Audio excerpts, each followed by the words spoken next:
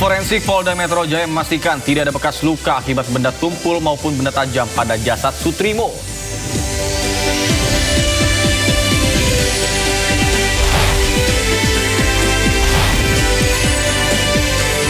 Tukang cukur yang tidak mau pasang bendera merah putih akhirnya meminta maaf.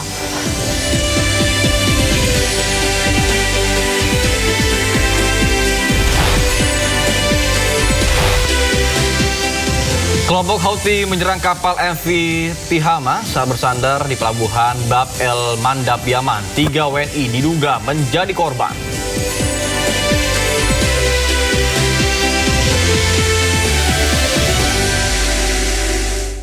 Kita awal informasi Sindo Today hari ini pemirsa terkait dengan kebakaran di tempat pembuangan akhir sampah di Kabupaten Kuningan, Jawa Barat terus meluas. Ya, hingga Rabu kobaran api bahkan merembet ke sejumlah bangunan para pemulung di sekitarnya.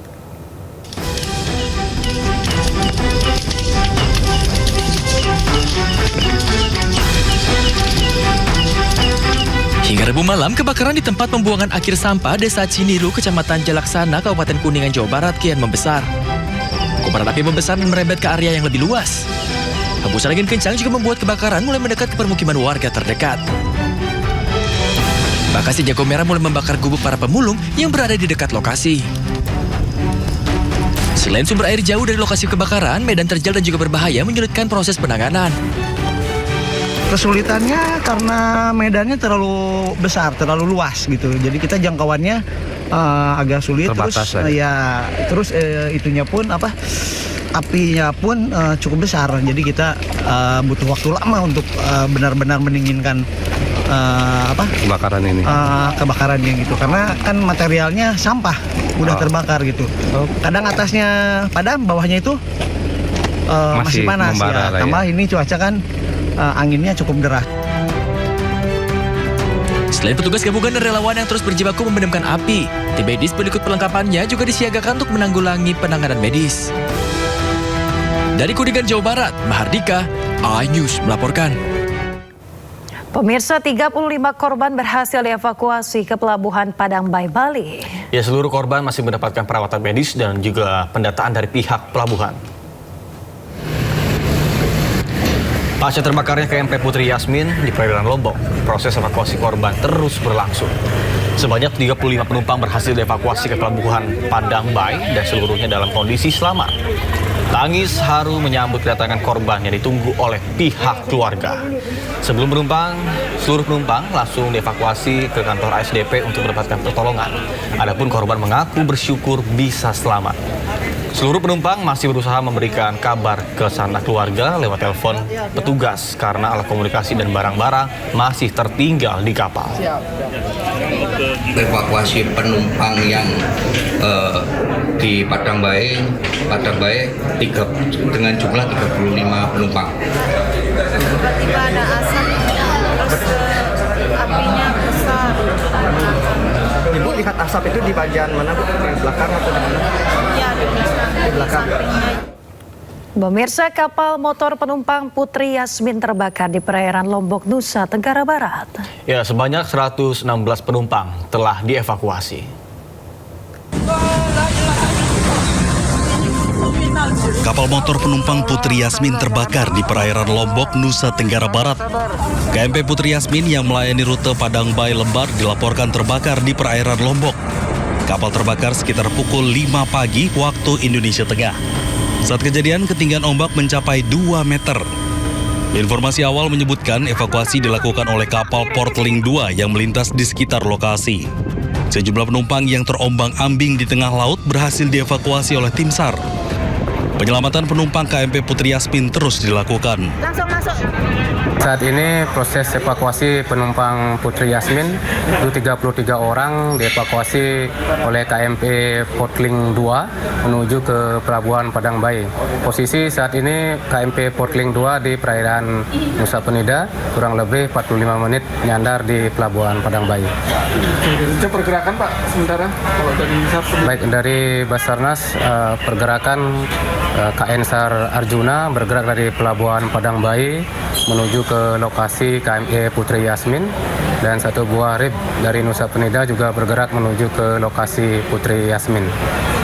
Dan kami dari Posar Karangasem standby di posko Padang Bayi untuk melaksanakan koordinasi.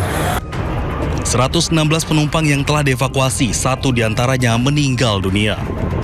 Sementara 50 orang penumpang lagi yang diselamatkan oleh kapal asing. Tim Liputan iNews melaporkan. Tak terima jadi bahan olokan, seorang karyawan membakar ruang rapat lantai 3 kantor Dinas Komunikasi dan Informatika Kutai Kartanegara. Ya, sempat terjadi kericuhan, terduga pelaku pembakaran pun telah diamankan oleh polisi.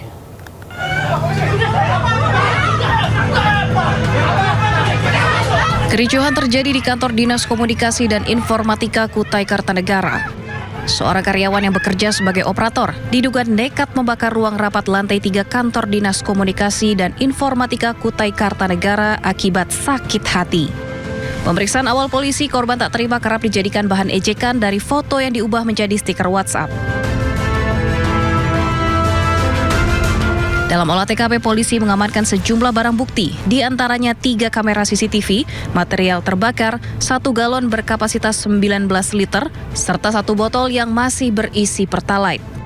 Polres Kukar masih memeriksa MFA dan sejumlah saksi untuk memastikan rangkaian kejadian, motif, serta fakta hukum dalam perkara ini. Pada pagi-pagi, menurut keterangan saksi-saksi itu, dia membawa, yang bersangkutan ini membawa bensin di galon ya, galon air itu hampir setengah lah isinya. Dan kebetulan pada saat dia nyiram bensin di ruang rapat itu ada saksi dari OB. Petugas pemadam kebakaran yang tiba di lokasi berhasil memadamkan api 1 jam kemudian. Beruntung tidak ada korban jiwa akibat peristiwa ini. Dari Kutai Kartanegara, Zulfikar As, iNews melaporkan. Pemirsa, buntut dugaan penistaan agama dalam acara festival musik di kawasan Ancol, Jakarta Utara, ratusan warga menggeruduk rumah MC atau pembawa acara tersebut di Rawalumbu, Kota Bekasi, Jawa Barat. Ya, Kapolres Metro Bekasi Kota meminta masyarakat menyerahkan penanganan kasus ke pihak kepolisian.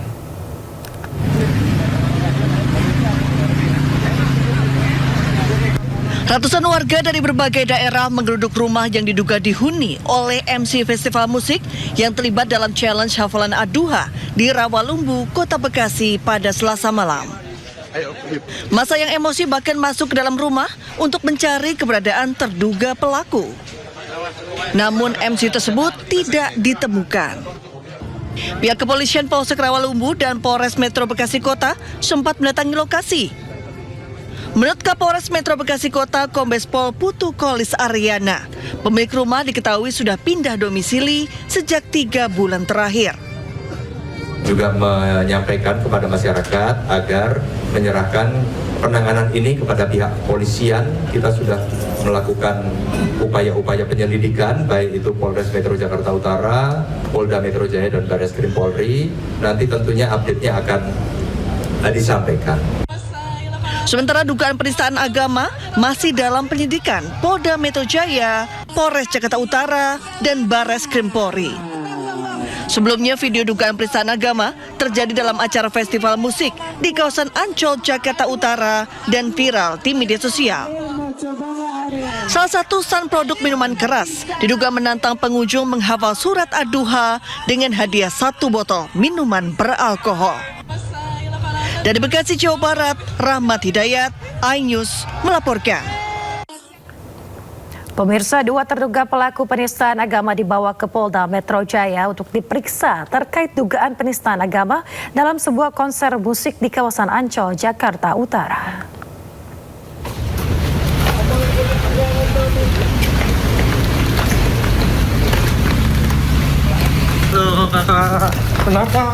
Dua terduga pelaku penistaan agama berinisial R dan E dalam sebuah konser musik di kawasan Ancol, Jakarta Utara tiba di Polda Metro Jaya pada Rabu malam.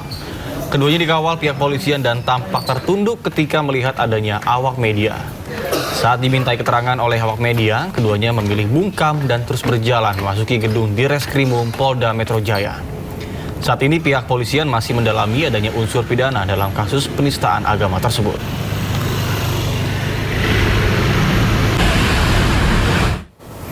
Ya pemirsa, sebelumnya polisi tangkap 2 terduga pelaku penistaan agama tantangan hafalan Al-Quran hadiah miras dalam acara festival musik di kawasan Ancol, Jakarta Utara. Ya, sementara itu MUI menghimbau kepada masyarakat agar tetap tenang dan tidak main hakim sendiri.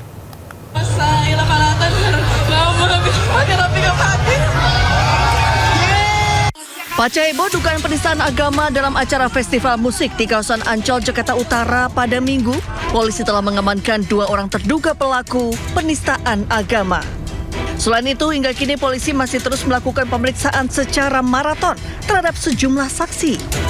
Dalam waktu dekat, polisi berencana akan melakukan gelar perkara untuk meningkatkan kasus menjadi penyidikan.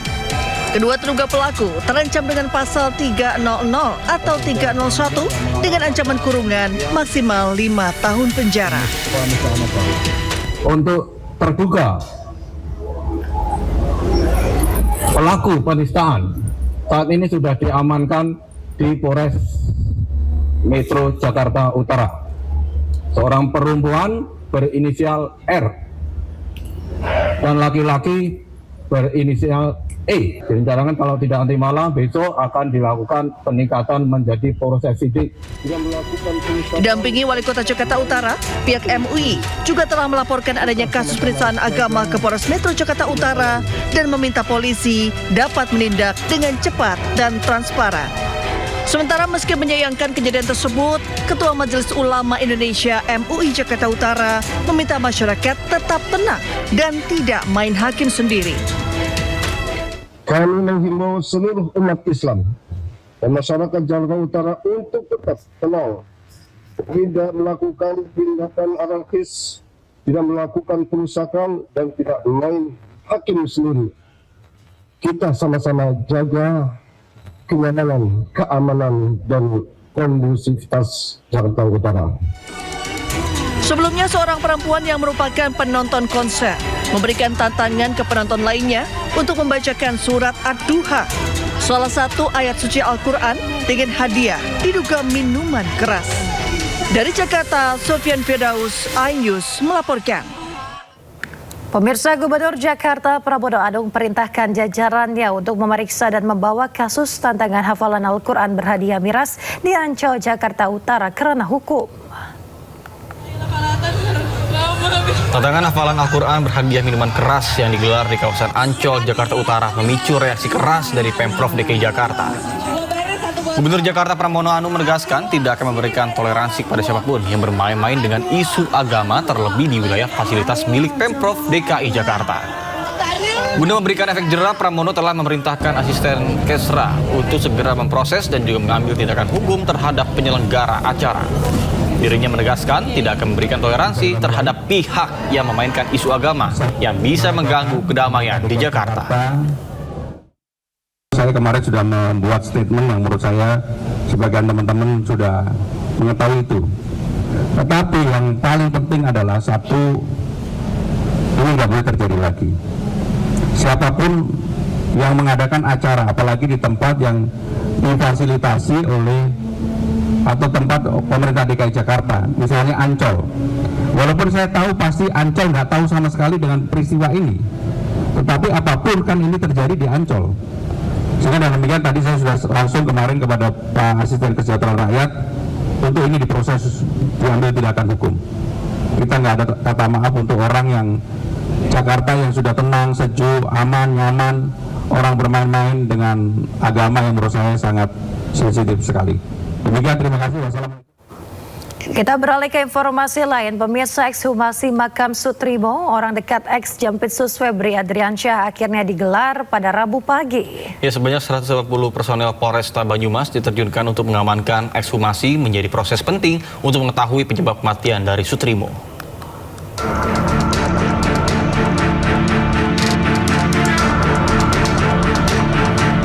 20 hari setelah kematian, akhirnya makam Sutrimo dibongkar. Proses ekshumasi dimulai Rabu pagi mulai pukul 9.30 di pemakaman Bantar Agung, Desa Ulahar, Kecamatan Wangon, Banyumas, Jawa Tengah. 180 personel Polresta Banyumas disiagakan menjaga ekshumasi dan sejumlah petugas penggali dilibatkan. Ekshumasi dan otopsi juga melibatkan tim gabungan Perhimpunan Dokter Forensik dan Mediko Legal Indonesia ahli laboratorium forensik, ahli toksikologi, ahli DNA, serta hispatologi anatomi. Proses ini dilakukan dengan 3 tahap. Pembongkaran makam, pemeriksaan luar untuk memastikan identitas jenazah sesuai permintaan penyidik, dan pemeriksaan bagian dalam.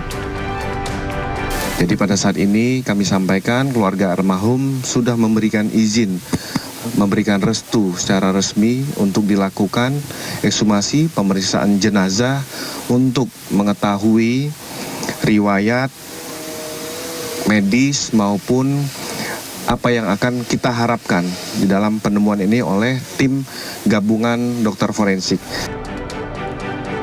Pemeriksaan juga dilakukan pada kondisi makam, jenis dan kontur tanah, ukuran makam, serta mengambil sampel tanah. Tim juga mengambil sampel jenazah untuk diperiksa dan dianalisa di laboratorium untuk mengetahui penyebab dan cara kematian. Berdasarkan geografis di sini dan tanah juga cukup kering dan bagus, kesulitan mungkin bisa minimal ya. Bisa kita dapatkan mungkin jenazah masih dalam keadaan bagus. Saya sendiri belum melihat karena lagi proses ekshumasi. Ekshumasi itu memeriksa makamnya, jenis tanahnya, panjang makamnya, juga pengambilan sampel di sekitar tanah makam seperti itu. Baru ini penggalian, baru kita periksa luar, baru tadi periksa dalam. Ekshumasi dilakukan atas permintaan keluarga yang menduga ada kejanggalan dalam kematian Sutrimo. Proses bongkar makam berlangsung sekitar 3 jam menjadi perhatian warga sekitar. Polda Metro Jaya sudah meningkatkan status kepenyidikan usai memeriksa 24 saksi. Dari Banyumas, Jawa Tengah, Tim Liputan iNews melaporkan. Pemirsa, dokter forensik merampungkan rangkaian ekshumasi terhadap jenazah Sutrimo, orang dekat ex-Jampitsus Febri Adriansyah. Ya, rangkaian ekshumasi berlangsung selama 3,5 jam, sementara uji laboratorium sampel membutuhkan waktu hingga 2 pekan ke depan. Rangkaian ekshumasi terhadap jenazah almarhum Sutrimo telah selesai dilaksanakan mulai pukul 09.30 WIB hingga pukul 13.00 WIB. Lebih kurang 3,5 jam pelaksanaan. Ini merupakan proses bagian dari penyidikan yang ditangani oleh Ditreskrim Polda Metro Jaya. Penanganan perkara ekshumasi merupakan bagian dari sinergi lintas satuan, wilayah dan keahlian yang melibatkan Polda Metro Jaya dan Polda Jawa Tengah. Ekshumasi dilaksanakan bagian dari scientific crime investigation melalui pendekatan multidisipliner berbasis bukti ilmiah untuk memperoleh keterangan medis dan bukti forensik yang dapat membantu membuat terang penyebab meninggalnya almarhum Sutrimo. Dalam pelaksanaannya, tim telah melakukan pembongkaran makam, pemeriksaan luar jenazah, pemeriksaan dalam atau otopsi, serta pengambilan sampel untuk pemeriksaan lebih lanjut. Sampel yang telah diambil selanjutnya akan menjalani pemeriksaan laboratorium, baik melalui laboratorium forensik Polri maupun laboratorium dari unsur akademik ataupun universitas sesuai bidang keahlian masing-masing, termasuk untuk pemeriksaan toksikologi, DNA, dan jaringan. Pelibatan berbagai institusi dan disiplin keahlian dilakukan untuk menjaga objektivitas, integritas pemeriksaan, dan akuntabilitas ilmiah, sehingga dalam pelaksanaan pemeriksaan dapat diuji dan dipertanggungjawabkan sesuai kaidah keilmuan. Pemirsa, setelah lakukan ekshumasi, tim forensik Polda Metro Jaya memastikan tidak ada bekas luka akibat benda tumpul maupun benda tajam pada jasad Sutrimo. Ya, sementara menurut ahli ilmu forensik, polisi sangat terlambat melakukan ekshumasi.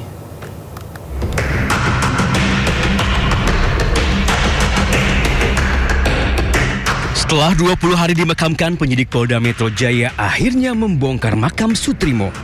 Ekshumasi dilakukan untuk mencari tahu penyebab kematian Sutrimo yang dinilai tidak wajar. Guru Besar Ilmu Forensik Profesor Dr. Herkutanto menilai ekshumasi yang dilakukan sangat terlambat. Pasalnya setelah 20 hari dimakamkan, jaringan pada jasad korban telah mengalami kerusakan. Herkutanto menilai kecil kemungkinan polisi akan menemukan penyebab kematian Sutrimo. Dengan sudah 20 hari dimakamkan, tantangannya akan semakin besar. Jaringan-jaringan lunak itu biasanya akan sudah rusak dan hancur. Kalau jaringan-jaringan yang keras itu masih bisa. Dengan demikian, kita hanya mengandalkan pada sejauh mana kondisi lingkungan tadi itu akan merusak kondisi jasad dari Sutrimo yang bersangkutan tadi.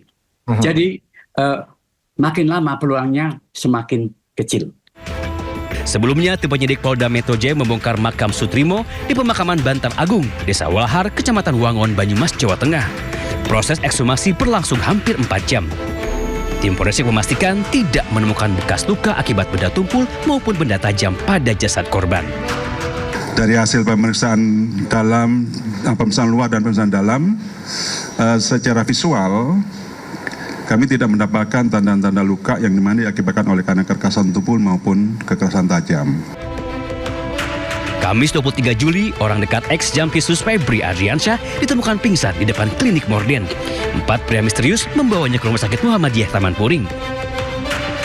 Pihak rumah sakit menyatakan Sutrimo tiba dalam keadaan sudah tidak bernyawa dengan mulut dan hidung mengeluarkan busa.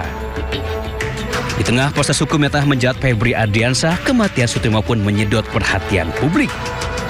Kasus kematian Sutrimo pun telah naik ke penyidikan dengan dugaan pembunuhan berencana. Tim Liputan Ainus melaporkan. Pemirsa, mantan Menteri Pendidikan, Kebudayaan, Riset dan Teknologi Nadiem Makarim kembali menjalani sidang banding di Pengadilan Tinggi DKI Jakarta terkait dugaan korupsi pengadaan laptop Chromebook. Nadiem menyoroti uang pengganti 809 miliar rupiah yang dibebankan padanya dan menegaskan dirinya tidak pernah menerima uang tersebut.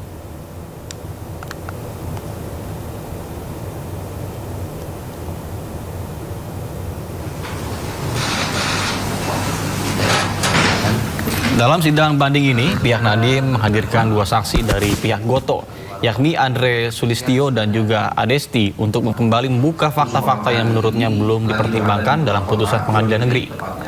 Nadiem mengklaim transaksi 809 miliar rupiah tersebut tidak pernah masuk ke rekeningnya dan seluruh dana telah kembali ke rekening PT AKAB. Dirinya juga membantah adanya hubungan antara transaksi 809 miliar dengan kebijakan pengadaan laptop Chromebook, termasuk dengan pihak Google. Menurutnya, pemberian uang pengganti tidak sesuai dengan pertimbangan putusan pengadilan negeri yang menyebut tidak ada unsur memperkaya diri. Nadiem pun turut menyinggung perkara IBAM yang juga terkait dengan kasus pengadaan laptop Chromebook dan juga Windows yang mana menurutnya IBAM tidak pernah menerima aliran dana. Yang akan kami periksa adalah saat di pengadilan negeri itu sudah dibuktikan bahwa 809 miliar itu tidak sepeser pun saya terima. Bahkan saya tidak mengetahui mengenai transaksi 809 miliar itu karena memang semua sudah dikuasakan kepada Goto, semua urusan korporasi. Bukan hanya tidak menerima sepeser uang pun, uang itu seutuhnya balik ke rekening PT AKAB dan semuanya bukti transfernya sudah ada. Dan yang lebih janggal lagi adalah bahwa transaksi itu tidak ada hubungannya dengan Google, pihak yang dituduh diperkaya oleh kebijakan saya. Jadi bayangkan betapa kejamnya penuntutan dan manipulasi fakta dan hukum di era Jampitsus yang lama. Bahwa suatu transaksi yang tidak ada hubungannya dengan saya, tidak ada hubungannya dengan Google, dicomot begitu saja lalu dijadikan tuntutan uang pengganti. Pemirsa, sidang perdana pra-peradilan Tifauzia Tiasuma atau Dr. Tifa digelar di Pengadilan Negeri Jakarta Selatan.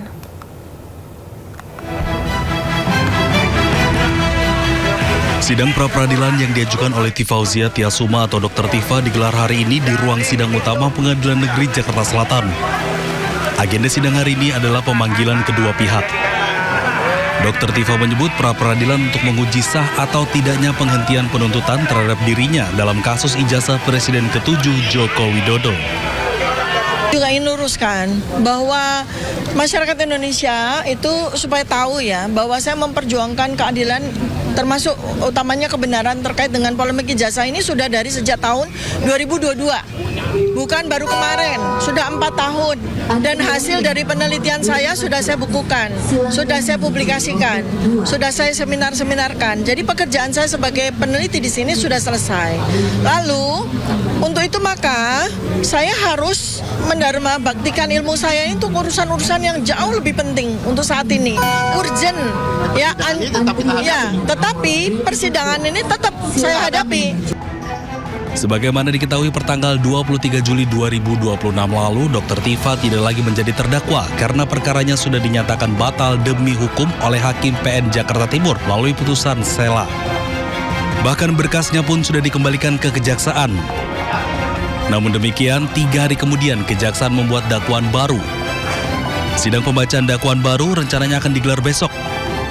Dari Jakarta, Tim Liputan iNews melaporkan. Kita ke informasi lain, pemirsa. Gubernur Jawa Barat Deddy Mulyadi siap menanggung biaya sekolah anak polisi korban tabrak lari di Kota Bandung. Ya, seorang mahasiswa pelaku tabrak lari tersebut telah ditetapkan sebagai tersangka.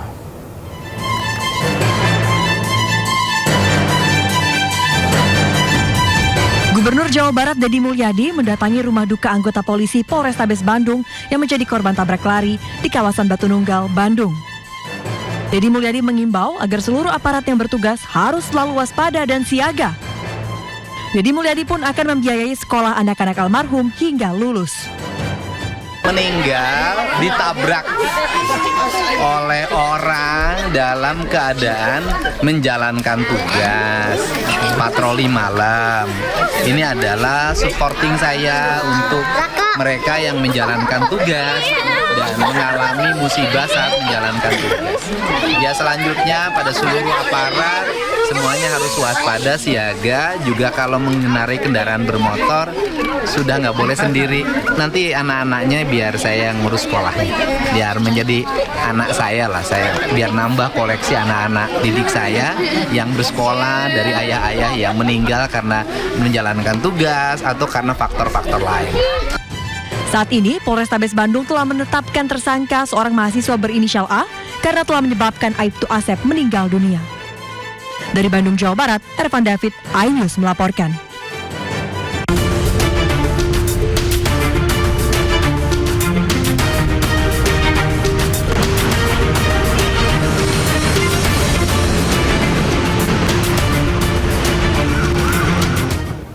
Ya, pemirsa, selanjutnya kami ajak Anda mengetahui pantauan lalu lintas hari ini di sejumlah wilayah melalui pantauan CCTV Korlantas Polri. Dan kita akan bergabung dengan Brigadir Aniza di studio NTMC Polri. Baik, selamat pagi Brigadir Aniza. Bagaimana pantauan lalu lintas dari sejumlah titik di wilayah Indonesia melalui pantauan CCTV? Silakan.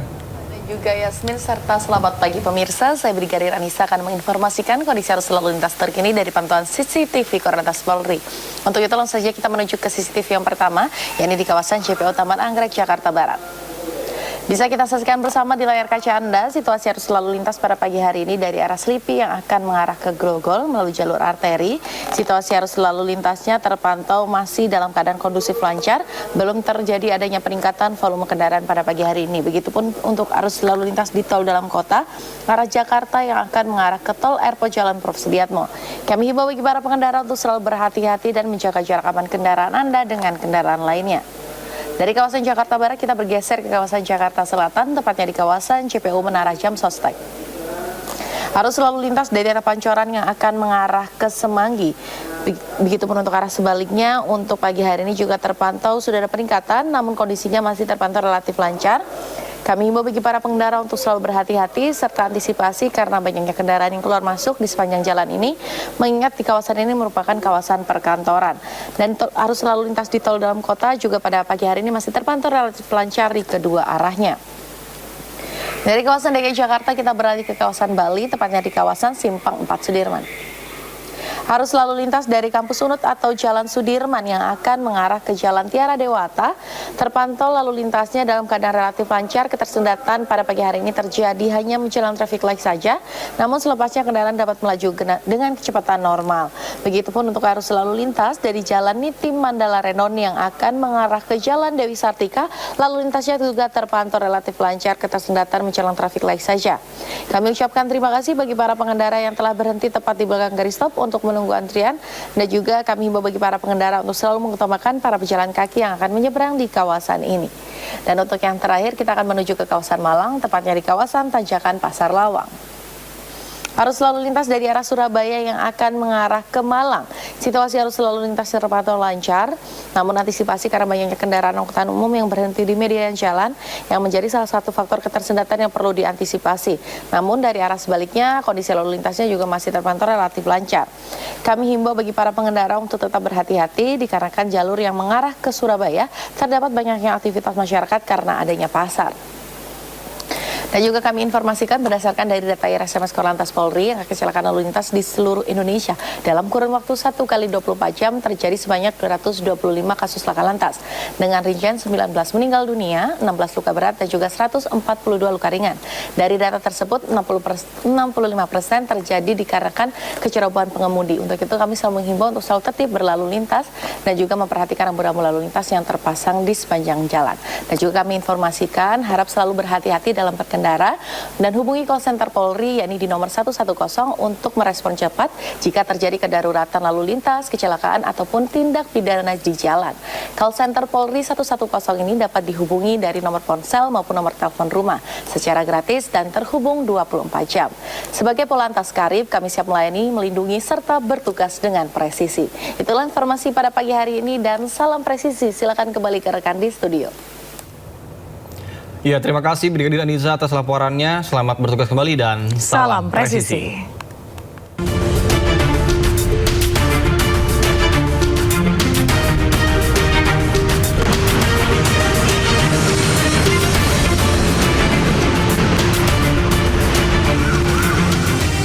Setelah viral tak mau pasang bendera tukang cukur di Bogor, Jawa Barat meminta maaf dan mengakui Indonesia sudah merdeka. Sindot Sudaya akan segera kembali.